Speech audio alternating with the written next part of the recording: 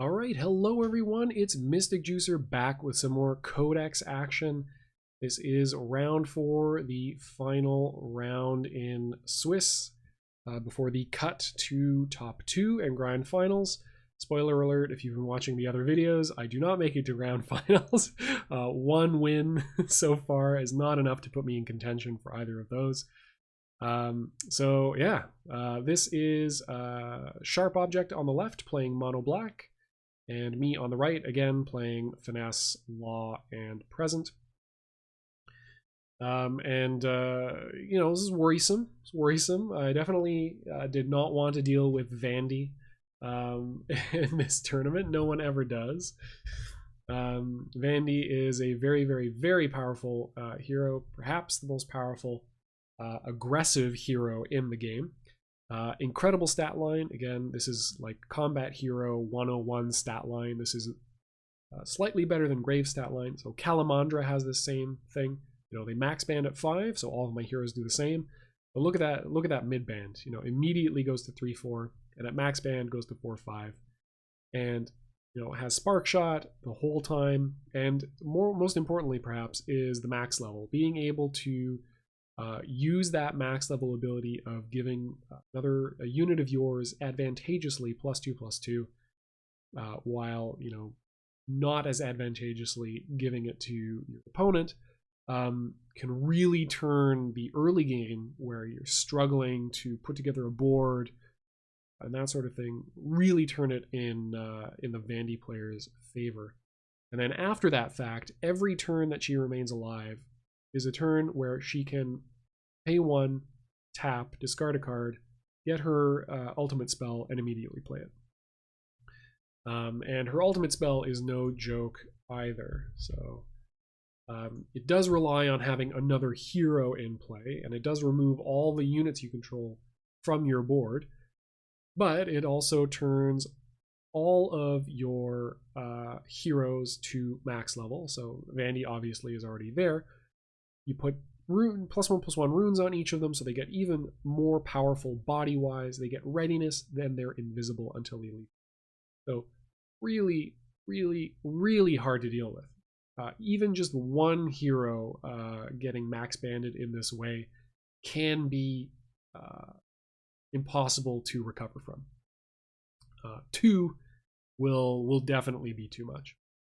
So I'm going for Scribe very early just because I want to try to defend myself as well as I can. It's probably best for me to be teching a Scribe and at least an Argonaut. The thing that I worry about against mono black is often black's very efficient removal. So Sacrifice the Weak, which is in their starter deck, I believe. Yeah. 2 cost, each player sacrifices their weakest unit. So if you're typically against black, you are always under duress, under pressure. So keeping just 1 unit alive patrolling on your turn is usually the best you can hope for. And if that's the case, then they play something like some skeleton or whatever for 1, and then they sack the weak, they get rid of a skeleton, you lose your Argonaut. So that's very inefficient for you as a defender. And you still have to deal with this very hero-based strategy, right? That they can fairly easily pursue. Then, of course, if they're going necromancy, or if they decide to play the necromancy hero, they can just go ahead and get Doom Grasp. Definitely more expensive, but you can destroy tech 0, 1, 2 unit or a hero. So very, very effective way of sniping a hero, which is no joke, right? It also reduces the cost of the spell effectively because you get 2 money back from killing the hero with the hero bounty. So it's just very difficult to justify putting an expensive large body into play rather than going broad, and hence the 2 scribes. So with the scribes, they're not great bodies. There's just 1/3. They do draw you a card, but that draw card allows you to play the scribe and something else to hopefully start mounting a defense to be able to get to tech 2 when those, present tech 2 I feel like should do okay against mono black, because it doesn't matter if you have removal, when Hyperion has haste, so it pays for itself immediately pays dividends, and the Tricycloid also can snipe for free the turn it comes into play. So that's the reasoning there. Okay, so mid-bands Vandy to be able to get that 3 damage that she needs to kill the older brother in squad lead. So far, so good. The Pestering Haunt can't patrol. The Skeleton is going to be able to, though. So he will be able to protect Vandy against me on this next turn, unless I somehow draw into haste, which I don't, that I haven't teched yet, because it's going to be turn 2. You don't have any of your Tech 1 units on turn 2. So even just having Nimble Fencer rather than Scribes might have been a better way to go. They are still relatively cheap. They are going to be, gold positive against Sack the Weak or definitely Doomgrass plays. And their effect is felt immediately. So I can try to, for instance, in this situation, if I had it, obviously it's impossible for me to have it. But in this situation, if I had a Nimble Fencer in hand, I could use the Nimble Fencer to get past the Javelineer, and then, pay a lot of money to max band Big B to be able to at least kill Vandy. Just get Vandy off the board. And honestly, just getting Vandy off the board is probably worth it. A 4/5 is going to be incredibly hard for me to deal with, because I don't actually have any combat heroes. I can kind of fake having a combat hero by blooming one of my very cheap heroes, but it's just not the same.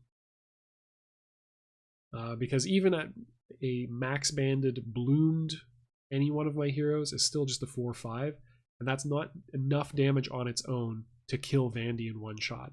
And killing Vandy in one shot is really important. Okay, so get rid of the Javelineer, take 1 damage there, that's fine. Now it's all about patrolling. Have not. So I have built my Tech 1. So I still have...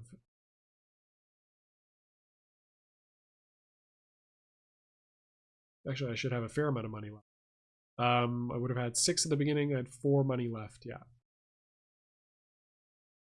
I can afford to play something expensive. The only issue with the neutral starter I'm finding is they don't actually have an expensive unit that is good on defense. They just kind of lack that. Okay, am able to snipe Vandy with a bloomed Timely Messenger. That is very, very helpful. I'm feeling very happy here. I feel like I have successfully navigated the early game.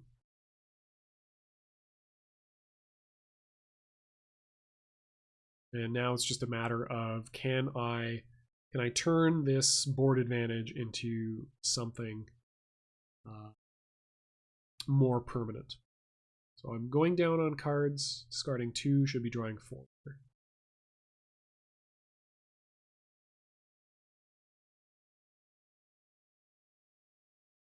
So here again, I expected to be on the defensive, so I went a little overboard with getting Scribes very early. They will theoretically allow me to re-max, like to go broad fairly quickly and exert pressure that way. But again, at the end of the day, they're a 1/3, so they're just not dealing all that much damage. They're just not all that scary. And there's a lot of Tech 1 units in the Black Arsenal that are really hard to deal with. Bone Collector. Bone Collector is a menace. 2 costs for a 3/3, and every time it attacks, you get additional value by getting chump blockers. That's scary. Against stronger hero and like more dominant unit builds, there is, let's see, what's the disease one? Plague Spitter. It's a little bit more expensive for the 3/3, but again, it has anti-air, and more importantly, anything that it hits, it will essentially cripple. Like it essentially has death touch for anything. is what it comes down to. Any hero that survives hitting it doesn't really survive. It's like, you know, basically any of my max banded heroes that hit it would be a 0-1. So they have effectively been killed. And there is essentially no unit or hero that can hit them and really retain its effectiveness as a combat body. Okay, so we did see the bone collector there. Will be part of what I am facing here. Makes sense. It is the better tech or the better tempo card over something over the more defensive card of the disease one, whatever it was called.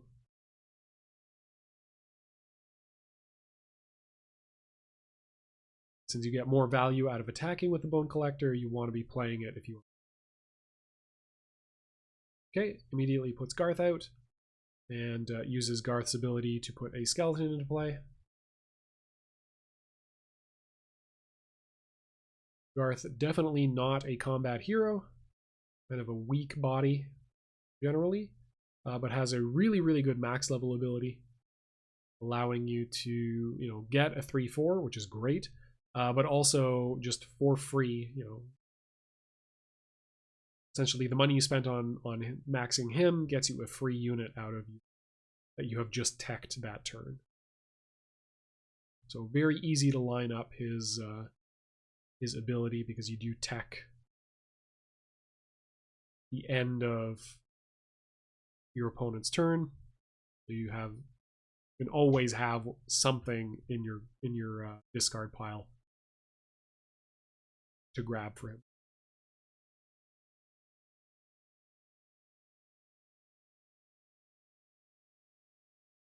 Okay, so definitely playing a board-based game.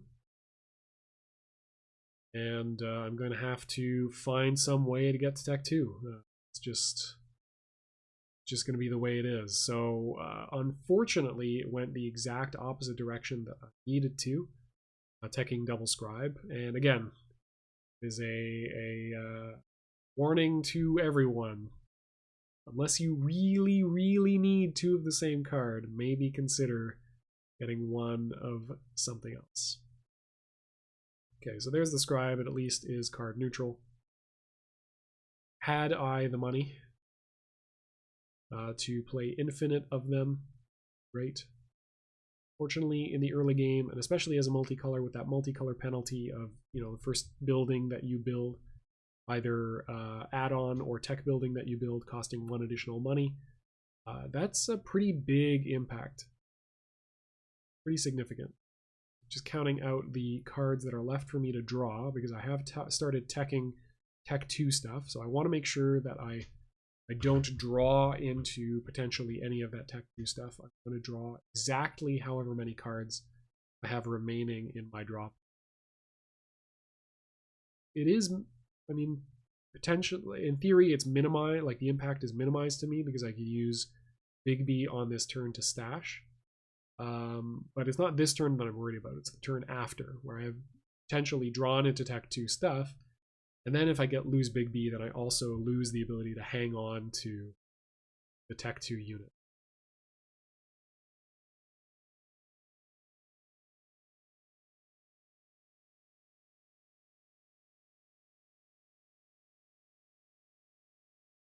Kind of scrambling for options with the cards in my hand. Eventually settle on a card to worker.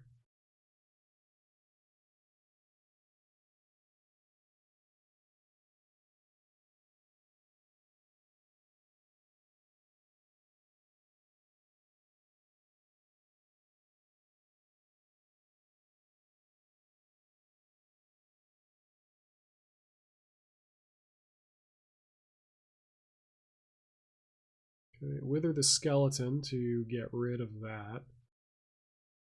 Kind of an expensive use of wither. But want to get rid of his hero. Minimize the impact of that. max bands Bigby as well. So, oh yeah, I had to max band in order to kill, but I take at least just the 1 damage. And this scribe should at least protect me from Bone Collector and Pestering Haunt. Well, Pestering Haunt can attack past, but there's nothing of extreme value behind my control zone for it to really get into. So I am still losing the tempo game. He has Bone Collector in play. That is a far better tempo card than an injured max banded Bigby. Especially since it gives him units for free every time he attacks, and there's nothing discouraging him from attacking with it. He can and probably will put Bandy into play here. Actually, you know, he has, it looks like he has teched Sickness. So it looks like he is transitioning into a Glure based game plan here. Sickness, very, very effective. Again, -1/-1 runes can really wreak havoc on stuff. Removing additional damage from things to allow you to retain your units when you attack into somebody's patrol zone cannot be understated how effective that is. And any -1/-1 runes on heroes are also really, really impactful. A lot of the time you are really counting on that additional damage or additional health on your hero to be able to survive with it, to be able to achieve some kind of goal with it on the board. And a -1/-1 rune can really, really brutally interact with it. Okay, so we do see Orpal come out. We do see Sickness get played.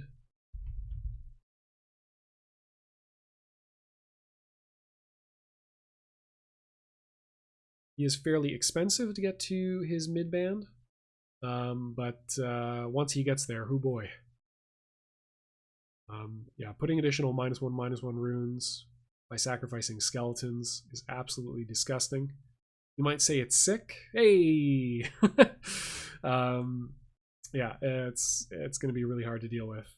Double Bone Collector, and this is a pretty sick build that Sharp Object is showing off. I mean, I wasn't expecting to do fantastic against Sharpo.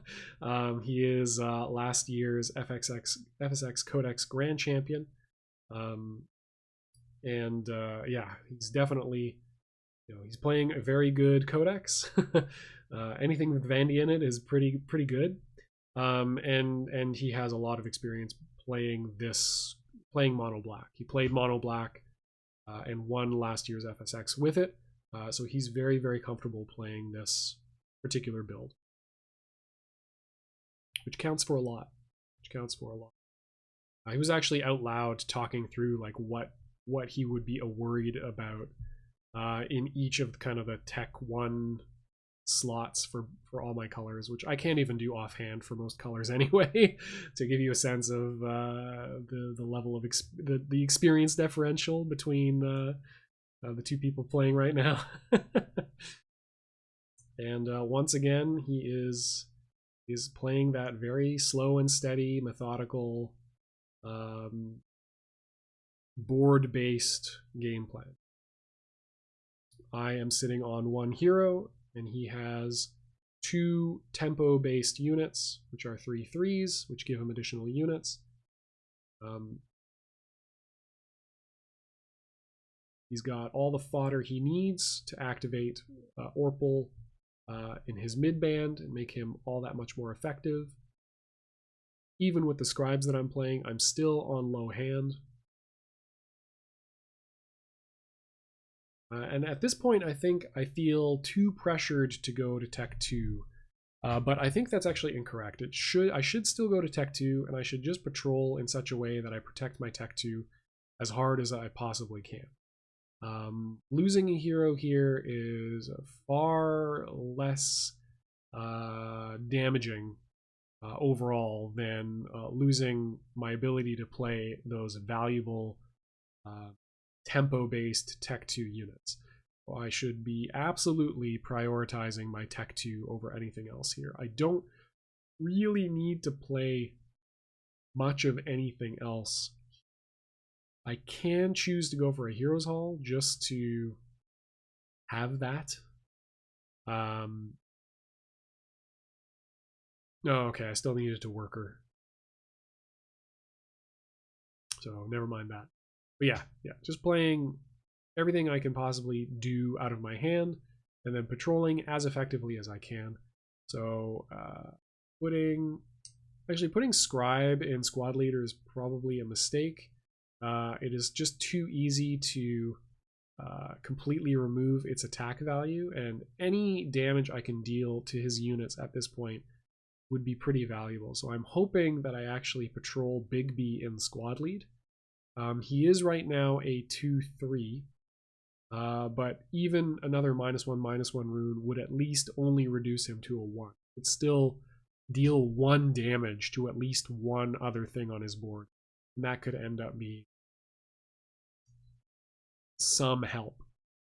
Any help, literally any.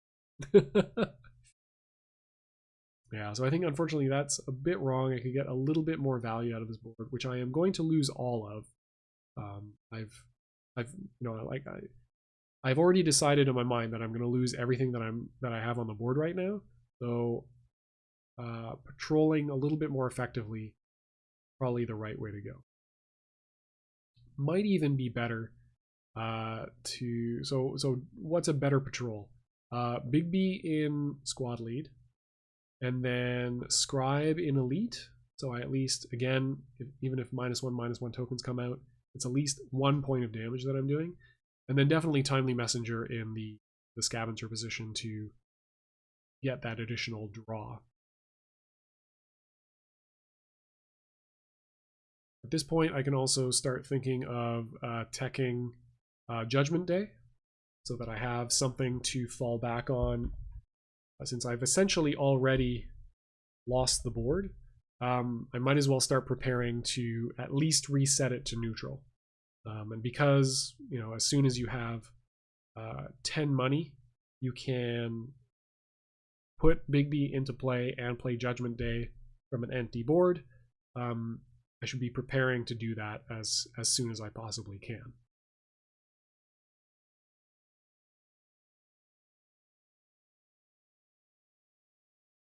Okay, putting some Geiger spells into tech here. Hoping that means that I already have all of the Judgment Days teched and I just haven't seen them. Do see some blue there. Could be Injunction or Jurisdiction.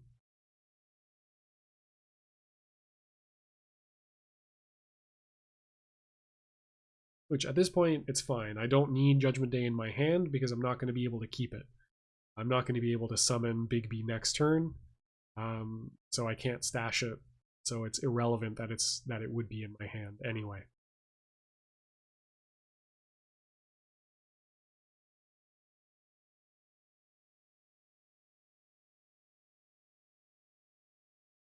Okay, Pestering Haunt trades.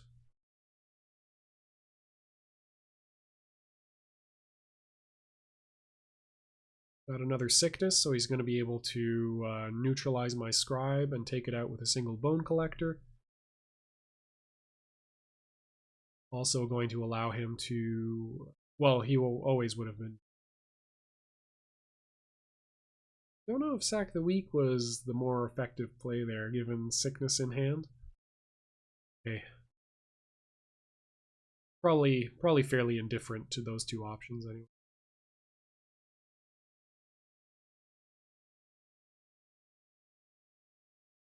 Okay, and yes, he is going to be able to take out Tech 2.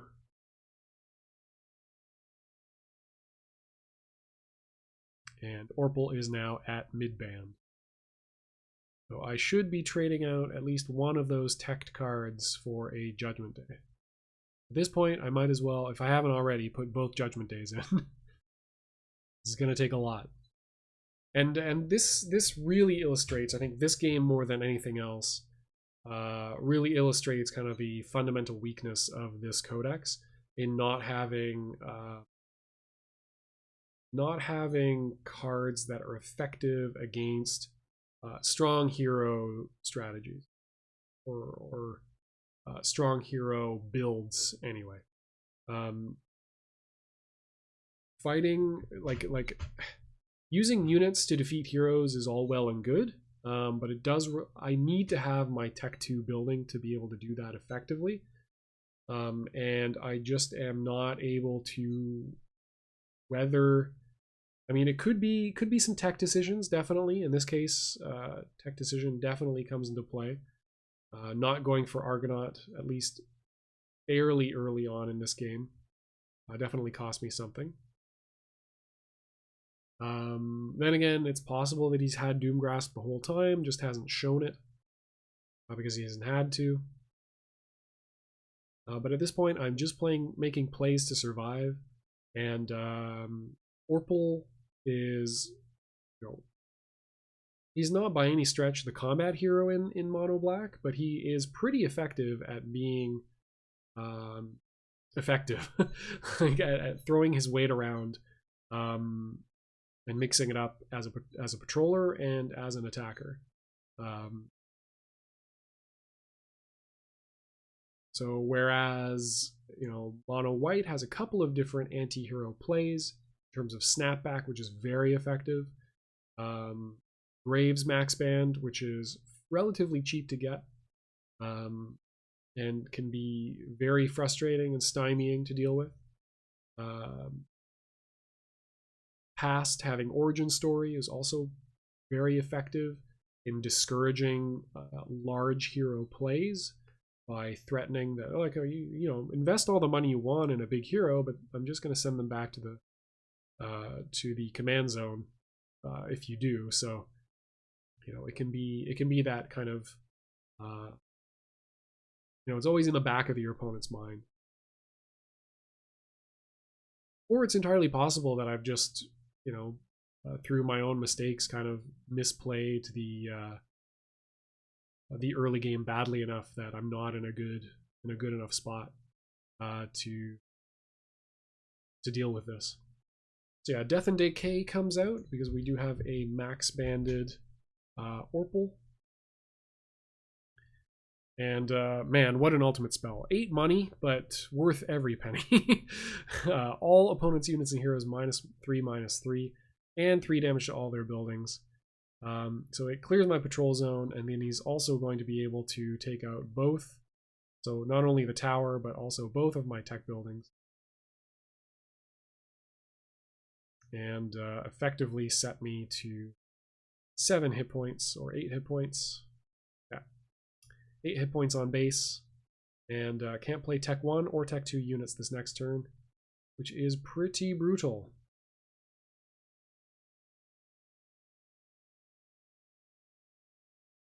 And yeah, this is definitely it's not a great position. I haven't yet scooped because I do have Judgment Day in hand, so I will be able to potentially reset here, but the fact that I'm at 5 hit points now is really, really hard to deal with.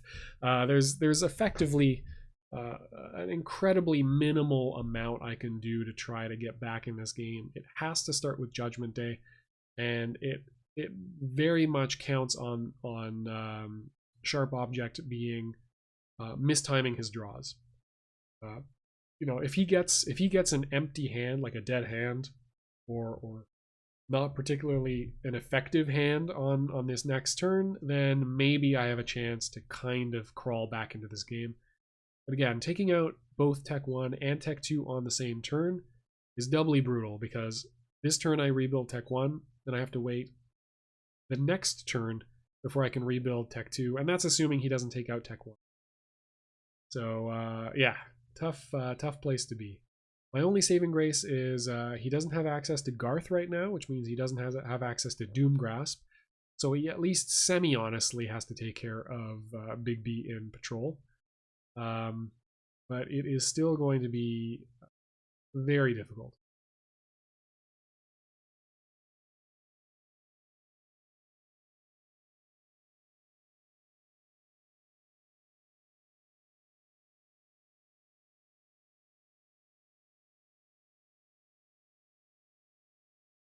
I see Sickness, I see Pestering Haunt, Sacrifice the Weak.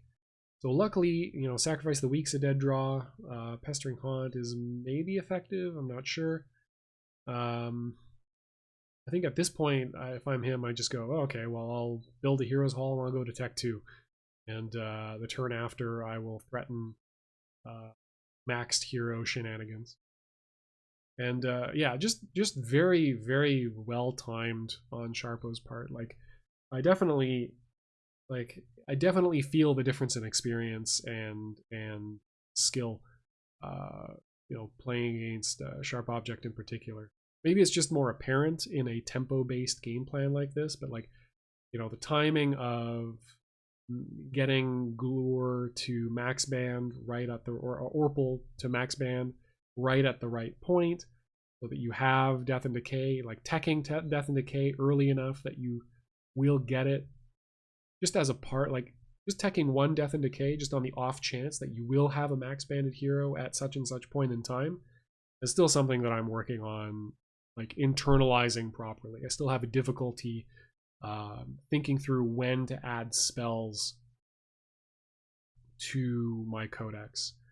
Because with units, at least you can go, okay, well, you know, they've got a tech level, you know when you tech them, you know when you're kind of, when they're in contention for being in your hand, so you go, okay, well, in the next 2 turns, I need to build a tech 2 building. So I either build it this turn, can I? No? Okay, then I need to, then I'll do it, then I have to do it next turn. So you can kind of plan that way. But with heroes, I feel like it's so much more difficult for me to think like, okay, when am I going to have maxed this hero? I guess it's fairly effective to say, hey, at least let me tech this alt that'll be effective 2 turns after I, like the same turn that I play the hero for the first time, I guess. Because you think of the hero being on a 2-turn clock as well. You're going to attack once and then level, then attack again and then level, and then that second time you will have the alt. So maybe that's a rule of thumb to start using, but definitely not something that I've really internalized the timing of yet. So does have Jandra, so 3/3 with overpower if it does die to combat damage. It will destroy a bunch of his units as well. Dies from combat damage, destroy all your units except for demons. So Pestering Haunt is a ghoul. Yeah, the Javelineer is definitely not a demon. So yeah, killing Jandra with combat damage is going to be tricky, but if I can manage it somehow, that would be pretty nice. Fortunately, I definitely don't have that. I do, however, have another Judgment Day, so I can at least get rid of all those units. And just have Orpal staring me in the face. And this will, you know, give me the opportunity to start playing some units. Here we go, we got the Scribe. Do we have anything else? No, it's another Judgment Day. So at least, you know, I've drawn it again, so I can stash it. So I've got it for next turn. If I can keep Big B alive, I can keep looping these Judgment Days for a little while longer, so that's pretty good. But otherwise, yeah, I just have to play Older Brother, see what I can make happen here. And the rest of the money, possible I should just invest it in Tower. If I feel confident that I'm going to last very much longer, I want to make sure that I have at least one way to detect invisible heroes, demon heroes, if they ever get metamorphosized. But honestly, at this point, with 5 hit points on the board, if Vandy ever gets her ultimate off, that is basically going to be game over. Because I just don't play around that. I play around it by trying to build a board in the only way that I can. So I swing at Tech 2 to see if I can try to at least slow him down. And that's going to be GG, because Death and Decay will clear my patrol zone. Then he swings with Orpal. So nicely played, Sharp Object. I hope that was interesting to watch. Definitely gives me a new appreciation for not only how powerful Black is, but how interesting it is, as like in terms of like the builds. And like felt like he really nicely transitioned from different you know, this kind of like transitioned through all like three heroes essentially. Ended up with Death and Decay at the end. and just really smoothly worked his way through all those tech decisions. So hats off, beautifully done. sharpobject went on to lose in grand finals against Pentatronic, who played some mix. I can't remember. I'll post a link to the Codex grand finals in the description of the video below if you want to check it out. It was a best of 3, so you get to see a lot more content. There's inherent difficulty because they were live cast and it was played live, and Leontes is casting, a couple of feet from both players, so he can't talk much about grand strategy, but he can at least talk through sort of stuff as it has happened, or like a couple of turns ago, what they were planning to do with that kind of stuff. So if you're interested in more Codex content, check that out. I will put the link in the description of the video below. And until next time, thank you for watching and enjoy yourself some Codex. Cheers.